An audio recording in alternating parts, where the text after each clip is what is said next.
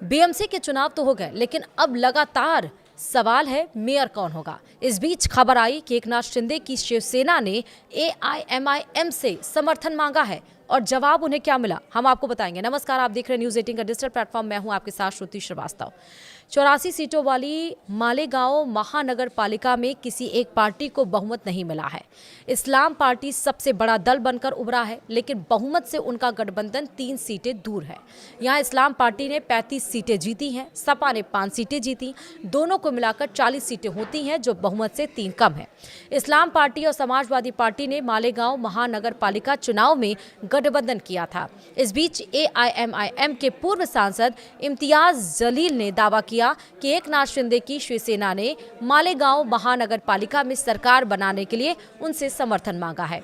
पूर्व सांसद इम्तियाज जलील ने इसका जिक्र करते हुए कहा कि शिवसेना के प्रस्ताव को उन्होंने सिरे से खारिज कर दिया है और कहा कि हम शिवसेना के साथ नहीं जाएंगे।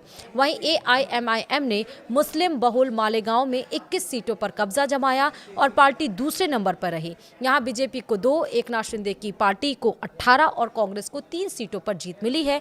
इम्तियाज जलील ने कहा कि 3-4 महानगर पालिकाओं में हमारी पार्टी निर्णायक भूमिका में है। उन्होंने कहा कि हम उनके साथ कभी नहीं जाएंगे जो बीजेपी के साथ है। इस बीच सूत्रों की माने तो मालेगांव में एआईएमआईएम और इस्लाम पार्टी की बातचीत चल रही है। दोनों मिलकर यहां पर सत्ता स्थापित कर सकते हैं। बता दें कि महाराष्ट्र सरकार ने मुंबई और 28 अन्य नगर निकायों के मेयरों के चुनाव की प्रक्रिया शुरू कर दी है और मेयर पद किस श्रेणी में जाएगा, इसका फैसला 22 जनवरी को लॉटरी के जरिए होगा। शहरी विकास विभाग ने एक आदेश जारी कर कहा है कि यह काम लॉटरी के जरिए राज्य सचिवालय यानी मंत्रालय में होगा। वहीं महाराष्ट्र में मेयरों का चुनाव पार्षदों द्वारा किया जाता है और यह पद रोटेशन के आधार पर आरक्षण के अधीन होता है। लॉटरी के माध्यम से यह निर्धारित किया जाता है कि मेयर का पद किस श्रेणी के लिए आरक्षित होगा, जैसे सामान्य, महिला, अनुसूचित जाति यानी कि एससी, अनुसूचित जाति यानी कि एसटी और ओबीसी श्रेणी। वहीं श्रेणी की घोषणा होने के बाद पात्र उम्मीदवार अपना नामांकन दाखिल करते हैं और इसके बाद नगर निकायों के निर्वाचित पार्षदों की एक विशेष बैठक में चुनाव आयोजित किया जाता है। सदन की कुल सदस्य संख्या के आधे से अधिक मत हासिल करने वाला उम्मीदवार मेयर निर्वाचित होता है। किसी भी एकल पार्टी को स्पष्ट बहुमत न मिलने की स्थिति में गठबंधन निर्णायक भूमिका निभाते हैं। मुंबई में 15 जनवरी को हुए चुनाव में भारतीय जनता पार्टी सबसे बड़ी पार्टी बनकर उभरी है। वहीं बीजेपी ने बृहन मुंबई महानगर पालिका यानी बीएमसी की कुल 227 सीटों में से 89 सीटों पर जीत हासिल की है और करीब 30 वर्षों के बाद ठाकरे परिवार से देश के सबसे अमीर नगर निकाय का नियंत्रण छीन लिया है।